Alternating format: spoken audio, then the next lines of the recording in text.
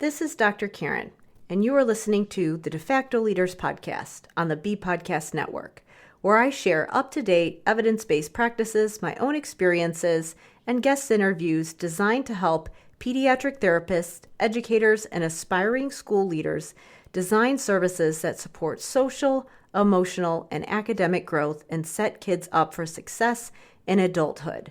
Whether you want to learn effective strategies for your therapy session or classroom, be an influential leader on your team, or find creative ways to use your skills to advance in your career, I've got you covered.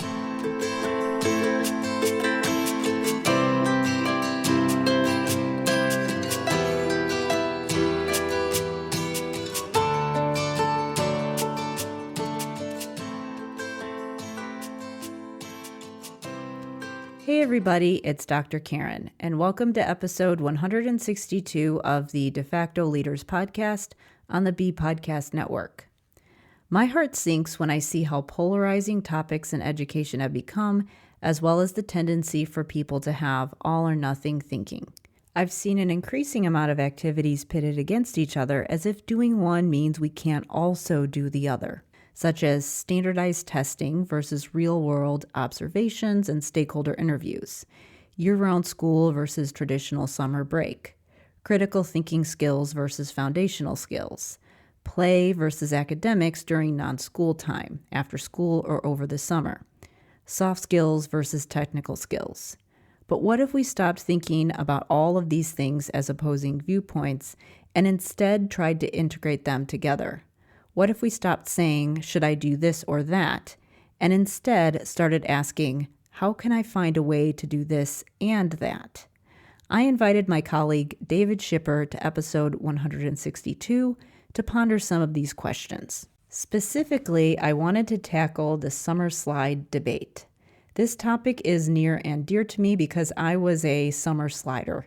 I was almost held back in first grade because I was behind in reading, and my parents took it upon themselves to spend time with me after school during the school year and over the summer to get me remedial instruction in reading through a combination of things they did at home, as well as tutoring programs they invested in. I was also shy and anxious and needed a nudge from my very extroverted mom to participate in activities that allowed me to work with others, build friendships, handle frustration and learning curves, and develop mental flexibility. These experiences were essential for me to fully leverage the skills I was working on concurrently, like reading. But going to the pool for swim meets in the summer did not teach me to read, my academic instruction did. Had my parents decided to just let me catch up naturally and eliminated the reading tutoring from my early years, I wonder what kind of impact that would have had. Would I have turned into a lifelong learner, or would I have felt even more anxious due to the combination of struggling academically and being really shy? Would the issue have been identified if standardized testing wasn't done? In this interview, David and I talked about how we can better answer these questions, starting with the discussion of the summer slide. David Schipper is the director of Strategic Learning Clinic, a position he has held since 2013. David obtained a BA in English Literature from Concordia University in 1998, as well as a BEd in Secondary Education in English and History from McGill University in 2002. After some work as a local teacher in Montreal, David founded Tutorial Education Center in 2007. Aside from his ability to put both parents and students at ease, David is able to help families get to the root of the problems and propose the most suitable programs to resolve these issues. As a father of two children, David knows how to relate to the concerns of parents. As an experienced educator, passionately understands the struggles of students, and his passion and dedication to teaching and learning is second to none. In this conversation, we discuss, is the summer slide real, and who is it impacting the most? We also talk about why this isn't just about summer, it's about what we're prioritizing in school. The case of too many accommodations. What happens in the college years when we don't build foundational academic skills before students graduate high school? The layering of academic skills with executive functioning. real life examples of how it looks when teenagers are planful with their time and when they aren't. And then we wrap up by talking about tutoring. David shares some examples from how they do things at Strategic Learning Clinic. And we talked about the conversation around what does good tutoring look like. So we know that for many kids, it's needed, but how do you do it the right way? You'll definitely want to check the show notes because I am going to link to a number of other episodes where you can hear more about this topic relating to evidence-based literacy instruction and the concept of understanding how to balance academic skills as well as critical thinking skills, and getting into the discussion about the early literacy debate and how early we should be teaching reading and what that looks like. So check the show notes. There's a lot of links to episodes, including episode 102, The Science of Reading, a Team Approach with Brett Stevens, episode 113, Making Literacy Accessible and Equitable with Cassandra Williams, episode 141, No Kids Do Not Learn to Read and Write Naturally with Melanie Breather, episode 155, Becoming a Literacy Leader and Advocating for the Right to Read with Brianna Guild, episode 157, Unpacking the Early Literacy Debate and Building a Foundation in Pre-K with Jane Giebers, and episode 158, Literacy and Background Knowledge, Essential Skills for Life with Dr. Pamela Snow. And of course, you'll be able to check the show notes for all the places you can go to connect with David and learn more about what he does at Strategic Learning Clinic. In this episode, we briefly mention a presentation that was done on a sensitive topic. Now, please enjoy this interview with David Schipper.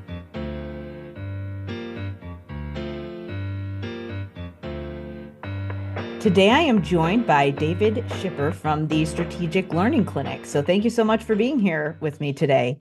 Thank you so much for having me. I know we have a lot of topics to get to today, but let's start off by having you share who you are and what you do. So I've been the director of Strategic Learning Clinic since 2013. It was established in 1989 by two veteran educators here in Montreal, Quebec, Canada. And they decided that the region needed an alternative to traditional content-based tutoring. And so they created a learning clinic where the emphasis would be on remediation instead of traditional tutoring.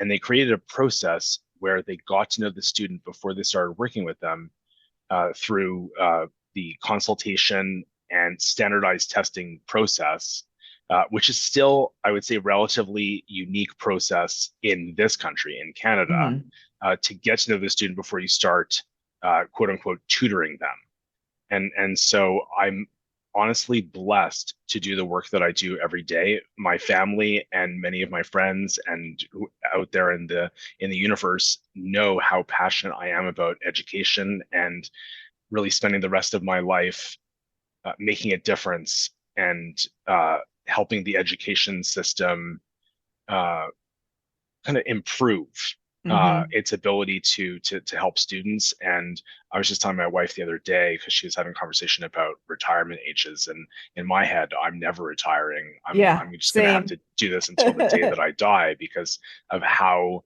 important the work is. Yeah, there's technical retirement and official retirement, but yeah, I'm right there with you. Also, honestly, if I retired, I would drive my wife crazy. So I'm going to need to keep working for as long as humanly possible until I physically can't do it anymore. Yeah, me too. I definitely think that there'll be, retirement from traditional employment, but really it's just more of a transition to different stuff, different work, Exactly. I'm still going to be talking about it to anyone who's willing to listen. Yeah. Yeah, me too. I would love if this podcast is still going when I hit my official retirement age. So yeah. Well, maybe, right? You're like a child of yours will continue it. You never know. Yeah. Yeah, that's another thing. People can continue the work that you've done. So that's always an option too. So we every year around this time, so it's April as we're recording this, and it's going to be the end of May when it airs. I always miss the window when I can talk about the summer slide because, and then it's all of a sudden fall, and I'm like, man, I really wanted to talk about that. I always think about it in the middle of the summer. So we had a lot of different things we wanted to talk about today relating to that, relating to summer slide, homework, and thinking about how we support students at school and, in addition to what they're getting at school. So I guess we can start off by a definition of the summer slide and like what is your understanding of it? And yeah, let's just start there. So summer slide essentially is when students lose some of their academic, at the very least, if not cognitive as well, ability over the course of their summer break. And summer break varies a little bit throughout North America. Again, not Mm-hmm. really talking about Mexico necessarily, but throughout Canada and the Mm-hmm. United States, Yep. it's usually between 2 and 3 months. Again, it's variable, but it's usually between 2 and 3 months, okay, across the two countries. Mm-hmm. And students lose some of their ability. Now, the two areas that are really tested more than any other are reading and math. So when we quantify summer slide and we talk about, well, how much ability has the student lost, we talk about those key areas in particular. And especially in the United States, those are tested widely in certain grades. So I believe it's grade 4 and grade 8 in many of the states, if not all of the states, where there's testing that is done to determine what their Mm-hmm. level is. And in many of the states, there's testing that's done towards the end of the school year and the Yep. beginning of the following school year. And so they know they can quantify it. And at the very least, there's a minimum of 1 month of learning lost, let's say, in reading and math. And the proportion, in other words, the percentage of students who lose ground in math during the summer is even higher than in reading. Okay, so Interesting. and Yeah. so there was one study where they showed that 70 to 78% of students lost ground in math during the summer within the elementary school grades, compared to 62 to 73% of students in reading. And uh, as we would expect, the gap becomes even more pronounced as you continue through school. So there would be less of a summer loss for a kindergarten or grade 1 student than for a fifth or sixth grader. But I was having this conversation actually last night with my older child who is in grade 9, and she's an excellent student. And I told her that I'd be doing a podcast today about summer slide, and she said, "What is that? Is that a real thing?" Mm-hmm. Because I mean, she's like a 90 plus student in Mm-hmm. school, and there is no slide. She's bringing at least a half dozen novels with her to summer camp Mm-hmm. to read. And while math is her worst subject, there's no slide Mm-hmm. necessarily. Like my much younger son makes fun of her that like she can't do 4 times 4 in her head. She has to like pull out the calculator. But summer slide is a real phenomenon. It's real for many students. And of course, there are always people who are in that 20 to 35% who are not affected. That is true. There are also students who miraculously learn how to read independently Mm-hmm. without any formal instruction. That's true also. There are always outliers. But the focus here is there are so many students who struggle just in general, and Yeah. we give them a 2 to 3 month break, and they come back to school in September, and the teachers look at them like, "Wow, it's like we have to start over again Mm-hmm. from where we are." And so invariably in schools, teachers spend the first several weeks catching them up again, Mm-hmm. right? And we're always playing catch up. And for some students who have learning challenges, they're playing catch up from the get-go, right? So summer makes things even worse for them because they don't know how to read. They're falling further and further behind. Their math ability is well below grade level, and so some the summer slide, if you will, is it's real, and as we spoke about before we came on here, there are so many variables, and so the research about summer slide depends on age and grade, as we mentioned a little while ago, subject matter, family Mm-hmm. income, socioeconomic status. There are so many variables, and so the research is challenging in that sense because it depends on whether or not you've plugged in all those variables into the research. So obviously, a student with a lower socioeconomic status is going to experience a greater slide during the summer and struggling more in general. I read somewhere, and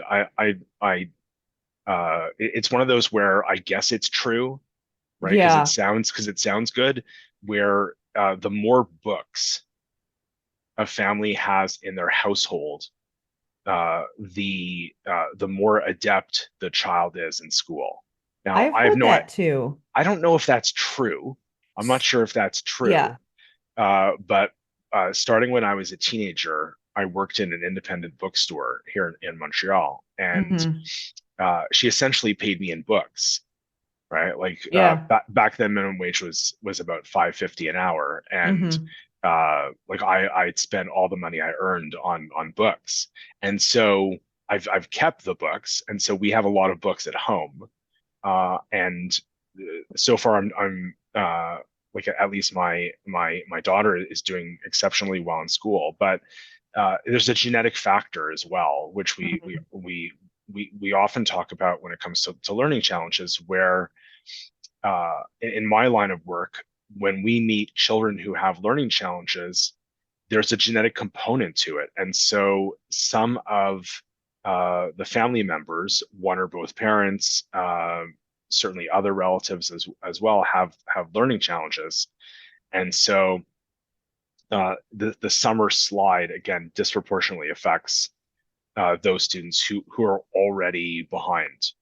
They fall behind on the first day of school. They're already well behind in terms Mm-hmm. of the pre literacy and pre math skills. They just lack them. And uh, students who come from a lower socioeconomic status family, they their home lives are often challenging and complicated, and learning, it just doesn't look the same just within the home environment. Yeah. Every time I hear someone take a strong opinion one way or the other, like what should kids be doing in the summer? Is the summer slide real? I always think, all right, this is the year I'm going to really look into the research beyond, as we said before, beyond what Malcolm Gladwell said about the summer slide. And because I think that's one of the most common ones where it's, a proponent for year-round school year and that kind of thing. And it is, to be honest, I am confused. You sent me that article before this conversation and I looked at it and I was like, wow, it's always more complicated. And so whenever people say one way or the other, I I'm hesitant uh to say, to take a strong stance on this. I really feel like I need to understand it a little bit more beyond just those things that sound like common sense. So, for example, some of the questions that I would have is, okay, the testing is showing this. There's the debate about, in order for that data to be useful, we have to know that we're assessing the right things. So that's a question that I would have, is that we have to make sure that we are accurately assessing students. So that's a factor. And I know that there are a lot of people who put a lot of work into into the tests that are done to assess reading and math. But then there are a lot of people that challenge the usefulness of those assessments. So that's a whole conversation. And yeah, I would say I am a proponent of for the testing conversation, not throwing the baby out with the bathwater, but agreeing that we probably need to that there are changes that need to be made in the way that we assess students. So there's that conversation. And then the other thing is the question of, okay, we know that students are going to regress when you don't work on something for 2 or 3 months. Like anyone would regress with anything if you don't practice it for 2 or 3 months.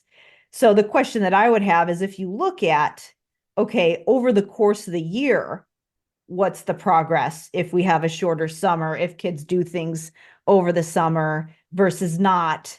Because that would be what I would want to know, like as we look at progress through the entire course of an education, how is this up and down that we're seeing going to impact the totality of things? And I would say that for a student who has dyslexia, for example, we already know needs that intervention, that's going to look different. You have to control for those factors, as you said, or for a student who is in a family that doesn't necessarily have the resources to support some of those learning activities outside of school. Because the whole thing with that there's books in the house, that's a correlational argument. It's like, okay, they have books in the house, but what else are they doing that has to do with the fact that they have books in the house? Like, it's not just that the books are there and you're going to magically learn things because there's books there. Somebody who is likely to have books in the house is probably also doing other things. So what are those other things? So I know that's just a lot of questions, but yeah. I mean, where do you go next in just trying to figure out, okay, what the heck are we supposed to be doing for kids all year round and over the summer? So there's a couple of things that you mentioned. So one Yeah. of them is the length of the break. Yeah. And for example, South Korea gives their Mhm. students only 4 weeks off from school. Okay. Okay. They consistently score in the top 5 countries in the world in terms of education. Hmm. Okay. And again, literacy and math Okay. each year. Okay. Now, the South Korean system has been criticized as being too strict. So the students report extreme stress and anxiety all the time. And then there's another country which also consistently ranks highly, which is Finland. And Hmm. Finland gives their students 10 to 11 weeks off in the summer. And they're also famous for giving their students little to no homework. And those students That's experience, again, not the exact same scores, but similarly, okay, high scores in literacy and math. And those students are extraordinarily happy and don't stop talking about how much they love school and learning. Now, so mm-hmm. that is for me, there are two purposes for school. Purpose number one is to learn skills. It is really important to learn how to read. Yeah. Okay. Now, this might seem obvious to you and me, Right. but it is not necessarily obvious to everyone. There are Yeah. many people who think that it is not important for a student to learn how to read because they can always have someone else read for them. They can always have technology read for them. And I've heard this. I've actually been in meetings with professionals in school who have said this out loud. Yeah. And uh, part of me says, "Okay, David, take a breath, calm down, Yeah. and then calmly say something like, 'Oh, that's so interesting. Why do you think that?'"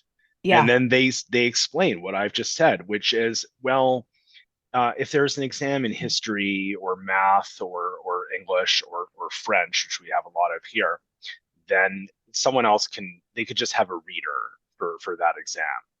If they their handwriting is poor, they could have a scribe. Mm-hmm. But like when you have a board exam in 10th grade or 11th grade, you can't have a thinker. So you can have a reader and a scribe, but you're not allowed to actually have someone explain the words to the student. You're not allowed to have someone do the executive function work with the student during that exam. Like, Yep. oh, Tim, I don't know if you noticed, but you wrote that 12 minus 8 equals 5. Are you sure about that, Tim? Do you maybe want to look at that again on your calculator? Like, just there's a lot of things that are going on, and so going back to the different countries of the world that do things differently, there is no ideal model, right? And there obviously are many differences between South Korea, Finland, and North America Right. in Well, the terms of language, language.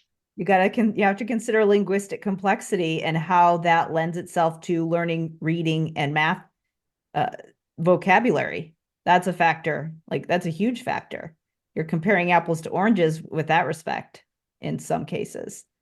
For sure. Yeah. So, uh, like again, it all comes down to what's the purpose of school. So I Mhm. actually didn't tell you the second one.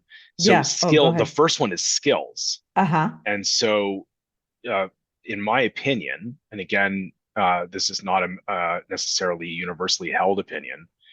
I really think that students should learn how to read, and they should also be able to do basic math.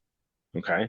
Now, there are many students that will never need to know trigonometry in their lives. Mm-hmm. It may I never don't know come up. trigonometry. It may never come up. They Yeah. they they might not, like, for example, if they're going to the grocery store and they're trying to decide between two different packages of paper towel or toilet paper and which one's the better buy, trigonometry may not come up where they're trying Right. to figure that out. But basic math skills are enormously helpful in life. You could Mm-hmm. save a lot of money, in fact, in restaurants, if you're able to know basic math like percent, Mm-hmm. right? Even like fractions when you come to like what's half off, let's say, like that Yeah. kind of thing. Like Yeah. what would you punch into the calculator on your phone to figure out, well, how much is that item if it's a Mm-hmm. third off or Yeah. or All the quarter off? different ways you can do a math problem with fractions like decimal points and all of that. Like, But aside from skills, and I really strongly believe that every child has to be able to learn how to read and do basic math by the time they graduate from high school. The other really important thing for me that schools need to be able to do is to instill a love of learning. Those are the two things for me: learning important foundational skills and instilling a love of learning.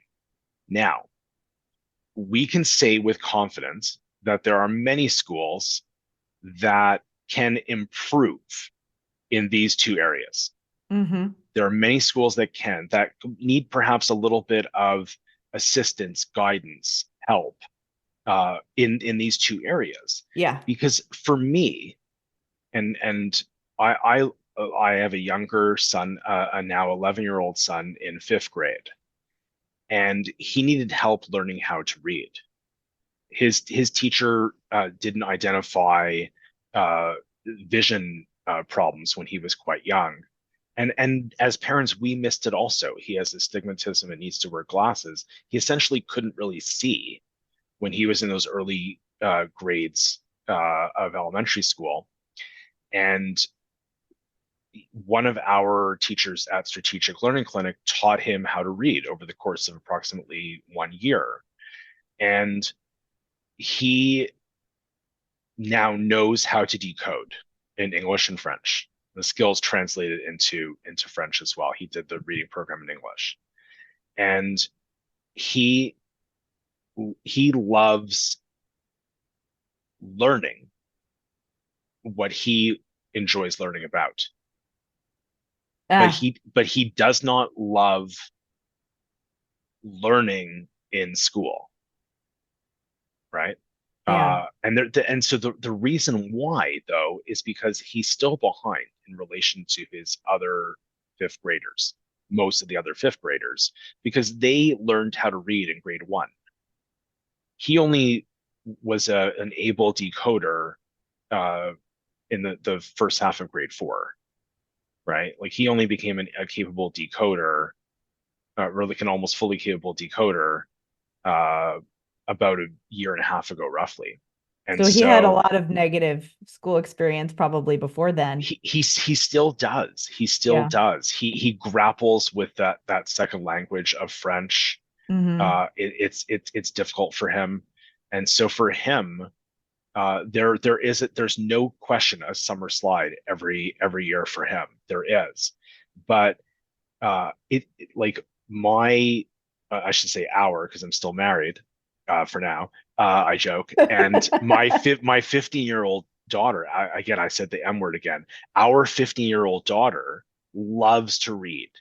She loves to learn. See, she is an insatiable learner. She can't get enough of books and knowledge. For her, the internet is incredible because it gives her access to all kinds of learning. She had to do she was in a public speaking competition, and I'm sure many schools have their students speak in front of the class for a few minutes at least once a year.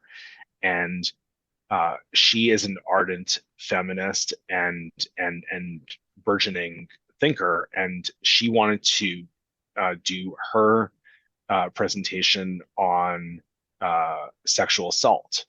And I looked at her and I said, "Do you really want to do this?" And I said, "Yes, this is a really important topic, and I feel like there are many people out there who still don't fully understand this, and it's my job to educate them." So, listen, I was a proud parent, and I looked at that and I said, "Okay, well, if that's what you want to do, you're going to have to do a lot of research on this. You're going to have to really dig deep and read a lot about it." And to her credit, and I didn't doubt this, she did that. And so Hmm. she loves learning. But I feel like our school system does not necessarily do a great job yet of instilling a love for learning in students. We've already established, to a certain extent, in our conversation here, that they could use some help teaching students skills. That when some students fall behind, they stay behind. Summer exacerbates that for sure, but they stay behind. They never catch up. When when students start kindergarten in an elementary school, what is their skill set coming in? What is their skill set? Are Do they have the pre-reading skills? Do they have the basic like very basic number sense coming in related to math? And the answer is we don't know because we don't evaluate this. And so what invariably happens is that students come into school with varying degrees of readiness for school. And so when we talk about summer slide, we have to understand that the slide starts right away in the beginning, and students just do not catch up. Summer exacerbates that. And I feel like there's so much potential for our school system here in North America.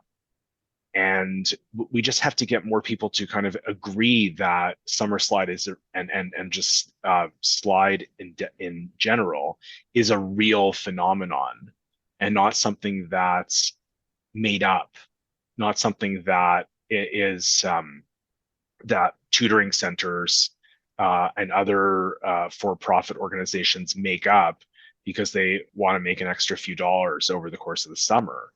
It's a real phenomenon backed with research, and we do our children a disservice when we ignore this. I'm a real proponent of play also. Yeah. I'm not saying by any means that we should have students, children, uh, like do 8 hours a day, 5 days a week in the summer. I'm not Yeah. saying that at all. I'm Mm-hmm. saying, can we spare an hour a day Yeah. in the summer? Right.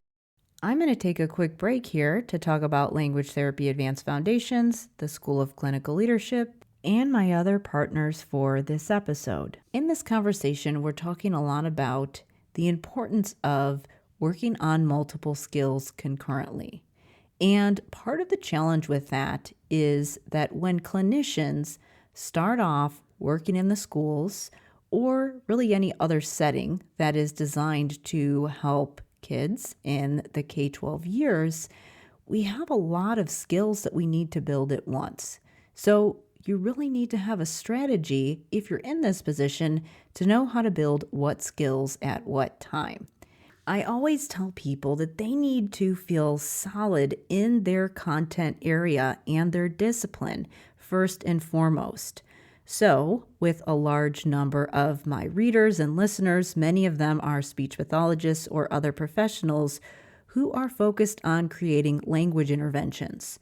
So, if you're somebody who needs a system for both language and executive functioning, I recommend that you create the system for language first, because a good language therapy system is going to incorporate a lot of executive functioning. And so that's why the starting point for many people who go through my programs is Language Therapy Advanced Foundations, my program that helps SLPs create a system for language therapy. You can learn more about Language Therapy Advanced Foundations at drkarenspeech.com/language therapy. Now, you've probably already realized that with executive functioning, if you're not thinking about what's happening across the entire day, students just don't have the support that they need. It's really a collaborative process. So that's why in the School of Clinical Leadership, I help related service providers develop a strategic plan for putting executive functioning support in place in collaboration with their school teams. So this program is for related service providers such as social workers, speech pathologists, psychologists, counselors, occupational therapists, and really any other members of the special ed team who are responsible for supporting teachers and, of course, supporting students. To learn more, you can go to drkarendudek-brannan.com/clinical leadership. So I have so many different things that that were coming to my head as you were talking. So going back to the whole idea. Okay, so first the idea of a love of learning. So my first question is, or at least my thought about that is, okay, so to think of another analogy, let's think about something that adults all grapple with is, what do I do for a living? Like, how do I earn income? That's something that all adults struggle with. And how do you find your dream job? And what do you expect from your dream job? Do you expect it to be sunshine and roses all the time and always fun and I always love it? I think that's really unrealistic. I loved this parallel that I think it was Dan Pink said. He said, your dream job should feel like a marriage. It should not feel like the euphoric part of when you first meet somebody where you're like, the rose-colored lenses are on and it's, all exciting all the time. It should be like one of those things where you're like, all right, I'm getting up and like, it's kind of even, and yes, there are some days that are hard, but it's worth it because you're in it for the long haul.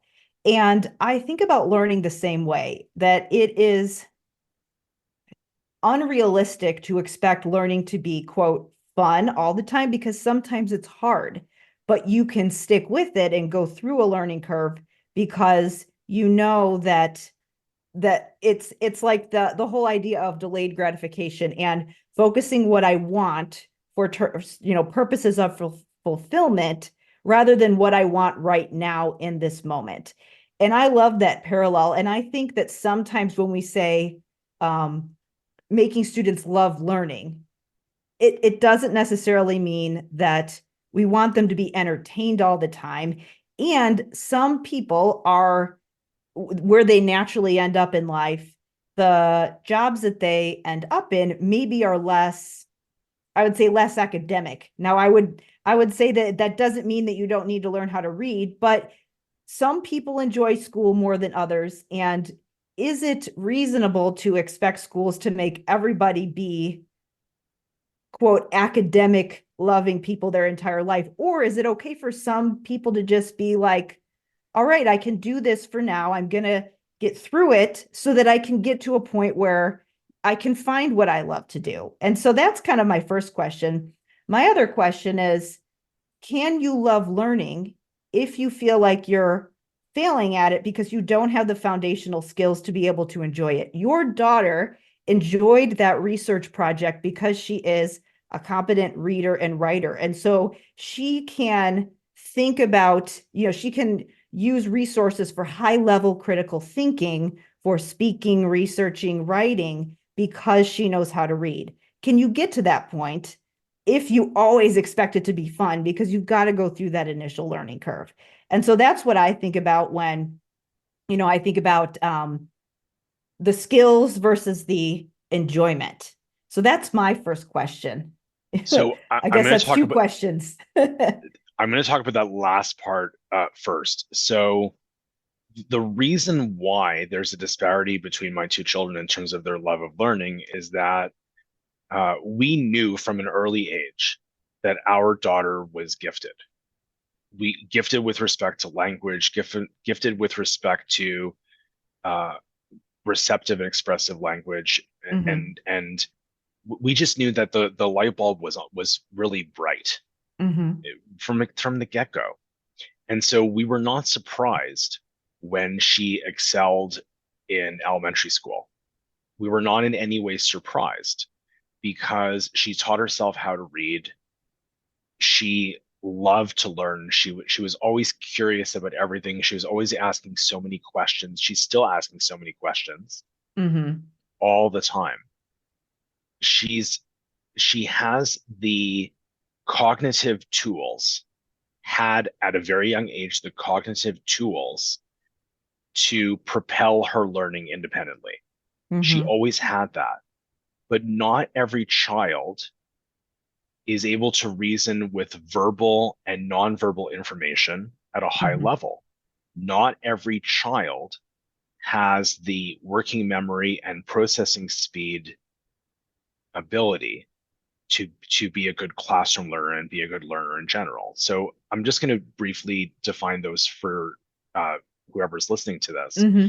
Working memory, when we talk about working memory, we talk, one of them is auditory working memory, where we talk about an individual being able to hold information in their short-term auditory working memory, manipulate it if need be, and hopefully encode it into their long-term memory. So let's say a teacher in the classroom says, okay, class, put away your blue folders, open your red math textbooks, turn to page 13 and do questions 5, 7, and 9. Well, not every student is going to be able to follow everything that that teacher just said. There are Mm-hmm. some students that may have heard part of it, or it could be that for some students it's in one ear and out the other, as they say, where at the end of everything that that teacher just said, they really didn't take in very much. And so they have to kind of look around to see, well, what's their neighbor doing? And kind of like whisper to them, like, what are we doing now? Mm-hmm. And processing speed, when we talk about processing speed, we're primarily talking about visual processing speed. How quickly do you process information that you're looking at? And there could be a motor component to that as well. How Mm-hmm. quickly do you write, for example? Or it could be how quickly do you find information when you're reading, for example. And so not every student has an equivalent level in terms of reasoning and processing. And so when I think about that, I think about, uh, well, there are some people have disadvantages when it comes to Yeah. to learning, and so that's a huge piece. that we often don't really talk about. And for to be honest, a lot of schools don't really know, well, why is that student not doing as well? Why are they constantly distracted or distracting others, or they just seem like they're constantly chronically not paying attention? And it could be, for example, that their working memory is weak, and so they've long ago given up on trying to take in what anyone is saying. Yeah. And so that's a very real phenomenon. And so it's easy to just say, to just give up on the child, but we really have to find out, well, why? Because I do not believe that there are children out there who want to fail. Hmm. I do not believe that. I think that every child wants to have success, every child. But for so many students, school is a traumatic place. It's traumatic going every day. There are young children all over the universe who are giving their parents a hard time in the morning. I really don't want to go. My tummy hurts. Do I have to go today? School is difficult for them. It's not a joyous place like it is for my teenage daughter, where she can't wait to go to her English class, French class, math class, science, history. She loves those classes. She loves them. And so it's a traumatic place. So I want to talk about the other part of your question, which is uh, not everyone is going to become a doctor, lawyer, accountant, or some other high-paying profession. Well, even just like there's certain jobs that require there are more jobs that require reading than people realize. So that's why what you said before about, oh, they can just have someone read it for them, that's going to put them at a huge disadvantage for many more professions than people realize. Even if you're someone who is in a profession where a lot of the work doesn't necessarily involve reading and writing. So like I don't know, I'm just thinking like an electrician or something. Like a lot of that work is working with your hands, but it doesn't mean that you don't have to know how to read in order to be successful as an electrician. But it's different than somebody who's like an academic researcher. The level of language and reading and writing is going to look different. And so I that's where I I push back when people suggest that you don't need to learn how to read, especially if it's like jobs that are even just sales, retail, other things where there's other things besides the academic skills. I'll just say that. But anyways, continue with what you're saying about not everybody is going to end up in a career that requires extended schooling. We'll just say that because there are certain things where you have to have certain academic skills. You have to learn trigonometry. You have to learn how to do academic writing in order to advance in education to be able to get the credentials to do those jobs. So that's really, I think, what we mean. But yeah, go ahead with what you're So saying. here in Quebec, what happens for some students is there's three paths from elementary school to high Mm-hmm. school here in Quebec. Path number one is you got good marks in sixth grade, because high school in Quebec is just seventh grade to 11th grade. There's no 12th grade, there's no middle school here. And so you've gotten good marks in sixth grade and you're going on to high school. Mm-hmm. The the other path is you've been flagged as a struggling learner, and you're either on a modified IEP, individualized education plan, Mm-hmm. which has, even at the elementary school level, taken you off what we call a grad track, being able to graduate from high school. And Mm-hmm. so you start seventh grade, where the school says, okay, if you want to graduate from high school, you have to prove to us that you can raise your skills sufficiently to be able to pass those board exams at the end of high school, in the last 2 years of high school. And if you cannot do that, then we're going to put you into a work study program. Mm-hmm. which is light on study and learning, very light. And really the focus is on work, Yeah. More right? like, would it say more like trades and things like that, or just Uh, varies? it varies. Hmm. Now, for some students, the work study program can definitely lead to uh, going to a vocational or trade school. Hmm. Absolutely. That's the semi-ideal outcome for those students. So we're saying to those students, we've pretty much given up on you in terms of learning how to read or do math.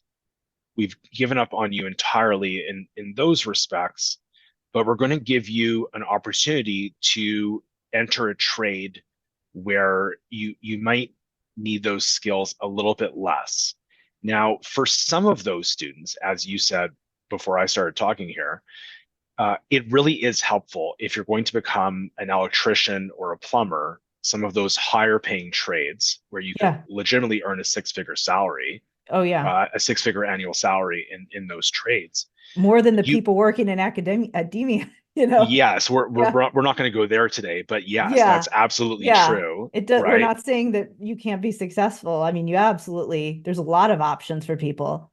Right. Yeah. So that Go that's ahead. another that is another podcast entirely where we'll Yes. talk about the education system Yeah. and what we're paying teachers. But Oh, yeah. so that is really, really important that these students are told, okay, if you want to become an electrician, if you want to become a plumber, for those trades, you need to know how to read. You need to have completed at least ninth grade. You have to have Hmm. passed ninth grade. And for some of those trades, you have to have passed 10th grade. Now, I note here that you don't necessarily have to have a high school diploma, although, to be honest, if I owned a plumbing company and I was hiring someone, I might hire someone who has a high school diploma as opposed to not, Yeah. right? Who has gone on to Hmm. trade school. But there's one third category of student because everyone goes to elementary school. Hmm. Everyone does. I Most are haven't heard of, homeschooled, well, but well, that's well, still yes. Again, elementary that school. Yeah. absolutely. No matter where the education is taking place, whether it's taking place in a traditional school, in an alternative school where it's student guided, where there's no homework. There's really not the traditional learning like there is in traditional school. There's like these. That's like the halfway point, right, between traditional school and homeschooling. There are alternative schools where the student goes to school every day, but it's child centered. It's like a Waldorf school or something similar. Those kinds of schools where it's very, very different. And then there's homeschooling where the parents, sometimes with community support, are guiding the learning, but it's very student centered also. However, there's a third category of students who have gone to traditional school at the elementary school level, and they are developmentally delayed. They have severe learning challenges and their skill set is several years below grade level. And how it works in Quebec is these students have to go to a high school. They're entering seventh grade somewhere because here in Quebec, you cannot repeat more than one grade from kindergarten through sixth grade. Okay. So Hmm. once you have already repeated a grade, you're pushed through Yeah. regardless. Right. So I make a joke here that like you could get 19% in every subject in sixth grade. If you've already repeated a grade, you're moving on to high school, no matter Hmm. what. No matter what. It doesn't even matter what your marks are. And these students are put in life skills programs in schools where uh, they are taught how to purchase something in a store. They're taught how to use public transportation.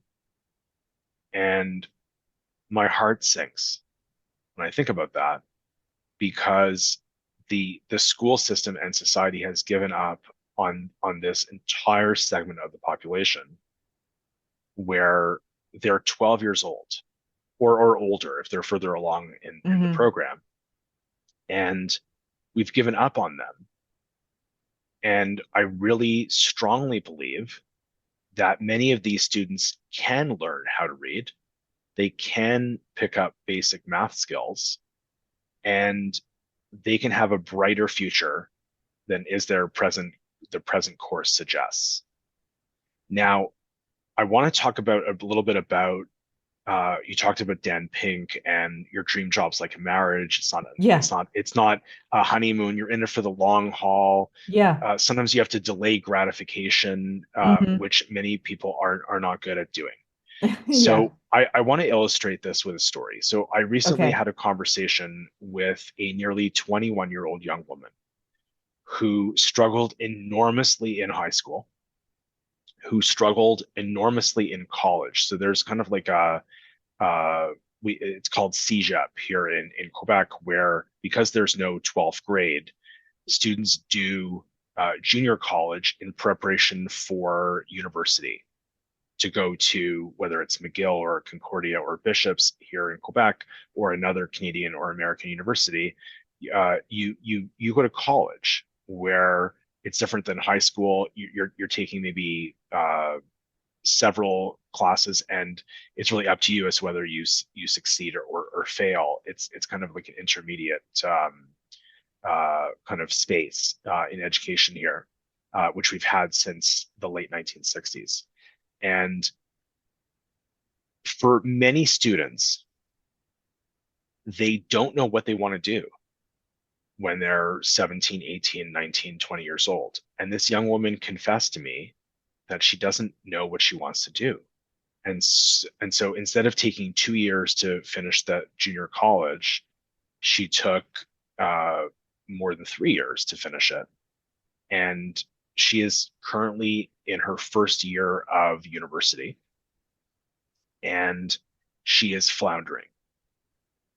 Now, I asked her, well, what's in the way of success? And she said, well, I really don't like what I'm learning. I really don't like sociology and philosophy and child studies and all this stuff. I want to own a preschool one day. And I don't I don't really understand the value of what I'm learning or much of it anyway. I'm sure Yeah. there's some of it that she values. And then I dug a little deeper. I said, well, what else is in the way? Because there certainly are loads of people out there who don't necessarily love what they're learning, but still do extremely well in school. What else is in the way? And she said, oh, well, I don't really read very well. I definitely don't understand most of what I read. Yeah. I My teachers often use hard words when they're teaching, and I don't really understand what they're saying. And I've never been able to write. Like I can't really write a sentence. And so, as it turns out, there are many things that have been in the way for this young woman since she was a young child. There are many things that are in the way. And so she's at a real crossroads here because she's not doing well. She does well on take home assignments because her parents hire someone to write the essays for her. She Ooh, does well interesting. on those. She does very well on those, but she doesn't do well on exams because she never learned how to study for an exam. She never learned how to write a sentence. And so, of course, there's a host of executive function challenges. Yeah. And we haven't talked about executive function yet today, Yeah. so we should probably define that also. But Right. Well, yeah. this young woman is struggling. She's at a crossroads, and the more I was listening to her, I was saying to myself, we need to press pause on the timeline here. That it just seems like you don't have the skills to be where you are right now, and like you really shouldn't have gone this far with the skill set you have, but you did because you had several tutors, Lots of uh, accommodations. lots of accommodations Yeah. at the private high school that she attended here in Montreal. And this is really important, another topic we haven't talked about, but because of the pandemic, those junior college years were mostly online. Hmm. And so, did this young woman fail many of her classes? Of course she did. Instead of 2 years, it took her 3 to 4 years to graduate from the junior college. But still, she managed to graduate because there were accommodations. Well, there are no accommodations for her at the university that she's presently attending, and she's not doing well. The pandemic did an enormous disservice. We talked about summer slide a lot today, but there was pandemic slide, Yeah. right? So we have summer slide. There's also pandemic slide. Like, let's say kindergarten or grade one students during the pandemic, it affects them in terms of skills like reading and math. So those students are similar to the summer slide students who are perennially behind, and summer makes things worse. But older students, they never had a final exam that required 50 to 100 hours of study. So they never learned how to study. They never learned how to manage an exam period where you had several exams in the space of 2 weeks, let's say, and Hmm. how to balance uh, all of the work, all the workload, and again how to study. So they didn't have that. I, I want to talk about just jobs today. Yeah. Okay, so the ideal job is a job that pays you enough money to live on.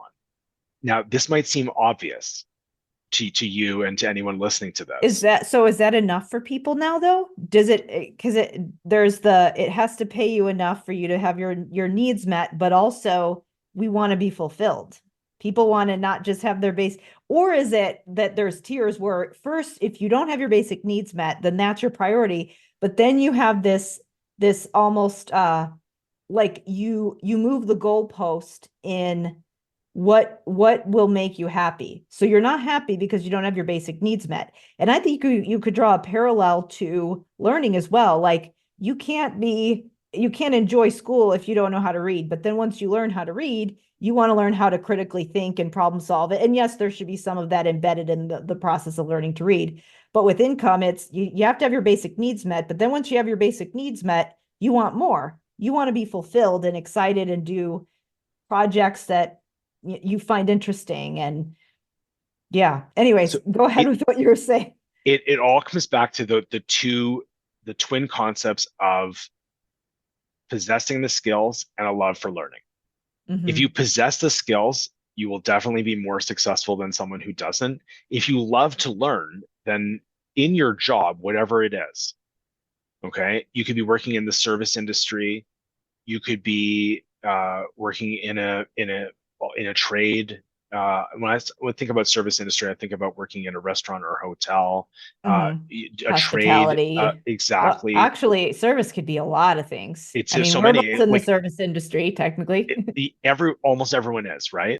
Kind of going back to the fact that we're thinking about school and thinking about what do we do to prepare people so that you don't have people who haven't in the moment skipped out on something that they needed to learn so that they don't end up in a situation like that young woman you were describing where when I think about regression throughout the year, I think that it's more relevant to discuss for certain students that are already behind because if you're thinking about the cumulative impact of their schooling over the course of the year, if they regress in the summer, but then they're able to catch back up pretty quickly and they're happy, they're progressing in school, maybe it's not as much of a concern for them versus the student who is already behind. And now we've got this time where we could be working on certain skills.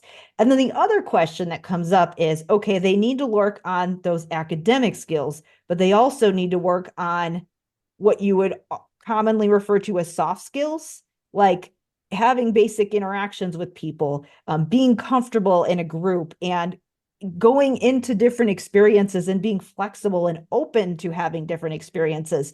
So when I think about how should we be thinking about summer, those are those two things that where I think there's kind of a, it's like they're competing interests, but they're both important. I know in my job right now, there's a lot of writing that has to be done, but then there's a lot of people management skills where you really have to have both if you're going to be successful. It's not an either or thing, it's a this and this.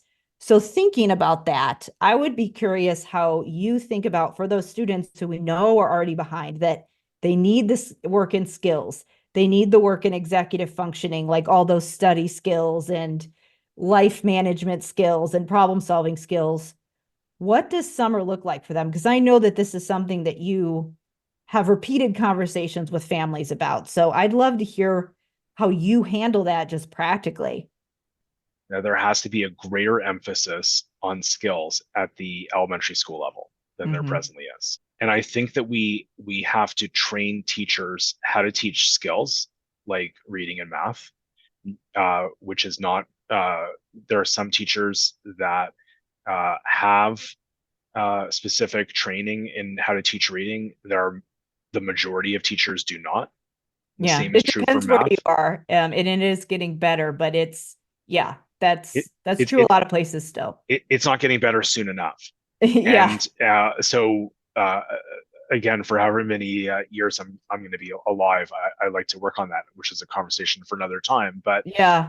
like really, I really feel strongly about this, that we have to make sure that every child has the basic foundational academic skills by the time they reach high school, which Mm-hmm. means that for some students who magically teach themselves how to read, who magically are adept at math because they have all of the reasoning and other cognitive tools necessary to do so, for those students, we can have more of a focus on content and enrichment and so on. Mm-hmm. For everyone else, we have to stick largely to skills. The other thing that's neglected, as you mentioned, are teaching the soft skills. Mm-hmm. That's another emphasis that should be happening across the board. Well, and And it should be so embedded into things. it absolutely Well, should because be. that's where I think like the way it looks in education, if you had to put labels on it, is when it's younger, it's kind of play based versus skill based, and those things overlap with each other. But I guess my thing where I kind of push back a little bit is, people are saying, well, we need more play and early education. And I 100% agree that kids need ample time to play. That's where they develop a lot of those language and cognitive skills. But playing is not going to teach kids to read. So yes, they need to play, but they also need the time focused on those skills. And then when we get older, or the older kids, where it is focused on content and project-based learning, and I am 100% a proponent for all those things, but we can't neglect the reading. It's again, it's the both and thing. It absolutely has to be embedded Yeah. into everything that's taking place in the classroom. And I want to just add very briefly that there should be more field trips and excursions Mm-hmm. as Yeah. well. There should be more experiential learning that takes place. But getting back to what I was saying is that the soft skills, Mm-hmm. again, like you said, uh, learning how to be flexible, Mm-hmm. learning how to communicate and work well with others in a Yep. group. Mm-hmm. These are really important skills, but also executive function. Now, not every young child knows how long 5 minutes is, has Right. mastered, well, what are the days of the week? What's the sequence of the days of the week, the months of the year? Not every young child learns how to tell time on an analog clock. I have two children. I have one who, like, my ninth grader is going to get her final exam schedule in June. She's going to get it soon, certainly within the next couple of weeks. And as soon as she gets it, her bedroom is transformed into a war room where She has her exam schedule put up on her wall, and every single day from May 1st until, let's say, June 20th, her last exam, she has figured out what she's going to study every single day for those, let's say, 7 weeks. That's how I Okay. like to plan. It's So, relieves so much anxiety, right, you you have a know? plan. Right. You, And that's where you can get into the mental health piece, where if you don't have those skills, of course, school is going to be traumatic because you feel like you're getting thrown in. I have conversations with teenagers every day in my work, and I always ask them, well, what are you doing? So there's a teenage boy I had this conversation with recently. He finishes school at 2:15 every day, and he goes to sleep at around 11 o'clock. Okay, so let's say he gets home at 2:30. Mm-hmm. Okay, and he has 8.5 hours at his disposal every day. And I ask him, well, what are you doing with all of those hours? And he had a confused look on his face. He said, well, what do you like? Basically, what do you mean? Kind of look. And I explained, well, uh, what are you doing with your time? Are you doing math homework? Are you studying for tests? Are you reading for pleasure? And his face said, none of the above. Or it's not something that he's thinking about because it's not right now. Like he's not thinking about tomorrow, what am I going to be doing at 2:15 when I get home from school and what's my plan for my whole week? And I'm saying that because that's how I would be thinking. I'd be like, "Oh, I have this block of time. I'm going to do this." And I can see the blocks of time and like, "Ooh, here's this activity and here's this activity." And yeah. So I love that you mentioned that because uh, there are some people that are wired for executive function. Okay, so I'm going to paint the picture. Uh, so let's say Jessica is a third grader, and what is she doing throughout the day that demonstrates that she has strong executive function skills? When the teacher says that there's homework due on a specific day, she writes it in her agenda.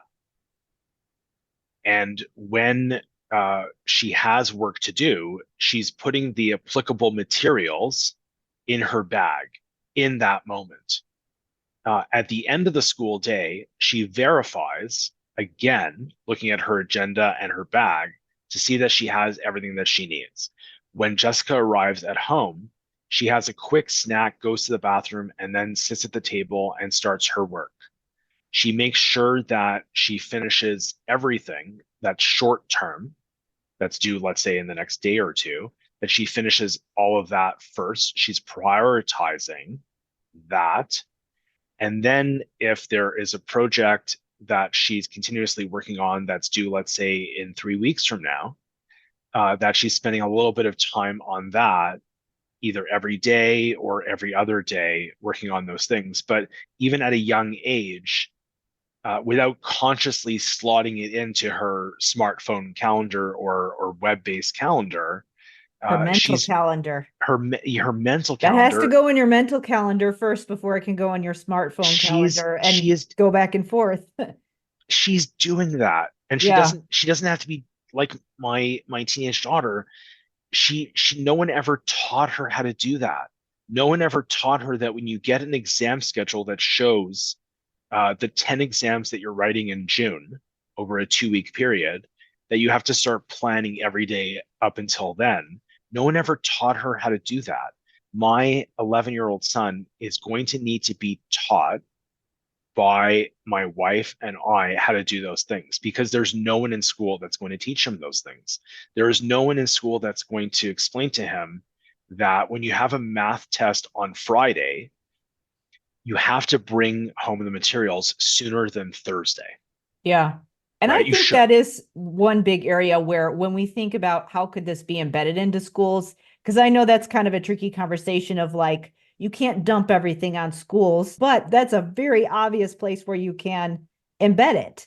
And I think you could say the same thing for what you were saying before about, well, we don't need to learn how to read because we can use devices. You cannot use the device effectively because you have to do all of that in your head. You have to think of the words, you have to think about what you're going to write, and then you have to be able to read what was just written and have that, like all of that has to happen in your head, whether it's reading, writing skills, math skills, and computation, or whether it's those higher level planning. And I think that that's where we have to stop thinking about like having these skills compete with each other and just figure out a way to do them together. And I know we're close to the end here when we're supposed to be wrapping up. So maybe tell us a little bit about Strategic Learning Clinic really quickly, and then we'll talk about some places we can link to for people, because we talked about a So lot of things today.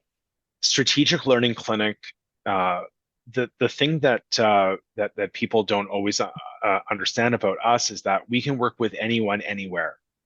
So if your child is struggling to learn how to read and struggling with math, our specially trained remedial teachers can work with any child virtually.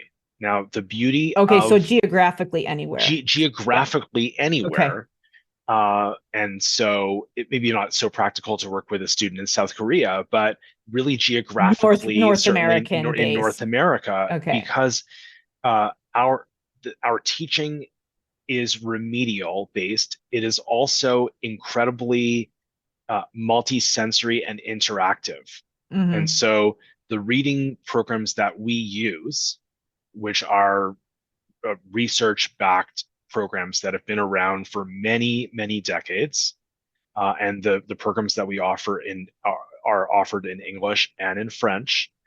And these programs are taught in such a way that it's not like a tutoring session where the tutor is talking at the student for a while, or they're working on their homework, or helping them prepare for the test on Friday. It's really focused on teaching them skills, and again, using this very interactive, multisensory approach. But there is a specific big beginning, middle, and end to these programs, and we never leave a child behind. So there are certain phases in these programs, and we linger on a specific skill if it has not been mastered. We linger on it. And that is so, so important, because that's not the school model, which is we have to always keep going. And so that's a key component to what we do. And again, going back to what I was saying earlier, the secret to our success, so shh, don't tell anyone, is that we get to know the student before we start working with them. So we will meet the family first to gather the background information. Some of our students have already been diagnosed with learning difficulties. And so we will read everything that all the reports that professionals have done, whether it's psychologists, speech language pathologists, occupational therapists, and so on. We will read everything in preparation for the meeting, and then we'll spend about an hour and a half to 2 hours with that family. And the student, if they are 12 and over, will attend that meeting with their parents, because we have to get the buy-in from that child to embark on the work. A long time ago, I did a meeting without the teenage boy present, and it was disastrous, because at the end of the 90 minutes, the parent said, "Oh, do you want to meet our son? He's just come home now," and he came on briefly and said, "What's this? I don't want to do this." Yeah, Right. that's not. So we don't do that anymore, No, right? yeah, Well, like we did it just definitely. that way. It happened just that one time, Yeah. many years ago. You learn from your mistakes. Again, learning, right? Yeah. And we do standardized testing before we start working with a student. Now, if they've just done standardized testing last month with a professional, we obviously are not duplicating anything that professional did. But very frequently, there's a test or two that have not been done by a professional, such as the comprehensive test of phonological processing, or the test of visual perceptual skills. And so we will sometimes do additional testing. And there's testing with respect to literacy and math. These are standardized tests that, again, if I was in charge of the education system, would be in wide use in schools. We would use these valuable tools, even if they took more time. Right. Well, so where can people go to find out more about what you do and some of the topics that we've talked about today? So we have a website, strategiclearning.ca. We're located here in Canada, and they can go onto that site. If they love to read, there's a lot for them to read on the website about our process and programs and how we're different from other learning centers. And certainly, I'm pretty active on social media, on Facebook, on LinkedIn. We're constantly posting on Instagram because we want to make sure that we're reaching people where they are. We don't want it to be luck if a child gets the help that they need. And currently it is luck if you think about it, because someone will stumble upon Strategic Learning Clinic because they heard about us from another parent, or because they heard about me talking about it on your podcast, right? There you go. They And you stumbled said upon you it. can help some people anywhere in North America if they Absolutely, need absolutely intervention, absolutely and you do anywhere. literacy mostly, right? Or do you do math as well? We do math as well, and Okay. we can do math. Math is math, Mm-hmm. right? There are variations in terms of what is taught from state to state and province to province, only in terms of when things are taught in specific grades. But we can, like, our remedial math teachers have graduate degrees in mathematics, and they are specially trained remedial teachers. We're teaching from the ground up. And so because we have the results from the standardized math testing that took 2 to 4 hours to do, we are able to create a proper program that addresses those needs. Now, if it's an elementary school student, it's strictly a remedial approach. If it's a student in 10th grade or 11th grade, it has to be a hybrid approach where you're combining remedial work with work that they're presently doing, because there is a board exam that they're going to have to pass at the end of the year. And so yes, there's a lot of that. I need to mention though that the only reason why we focus a little bit more on literacy is only because if parents have to pick which one to work on first, literacy or math, it's always literacy. We recommend that they always work on that first, and math comes later. And so oftentimes we don't get to help students in math only because they're presenting with a literacy gap that has to be filled in first. Mm-hmm.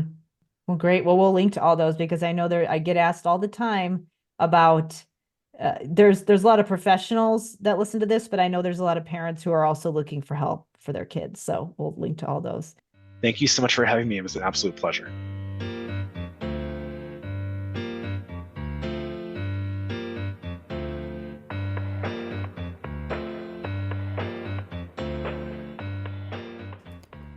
Thank you so much for listening. Be sure to check the show notes on my website or whatever podcast directory you use for all of the links to the episodes that are relating to this topic that I've done on the De Facto Leaders podcast.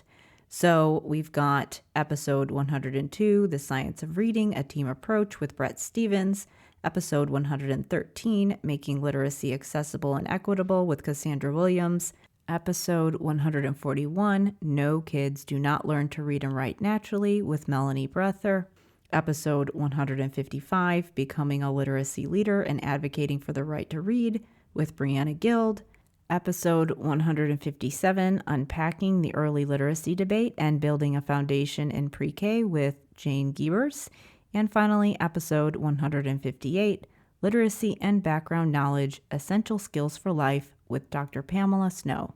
So those are all fantastic episodes. Definitely check them out. And also take a look at the show notes for all the places you can go to connect with David. As always, it helps me so much if you leave me a rating or review wherever you listen to your podcasts.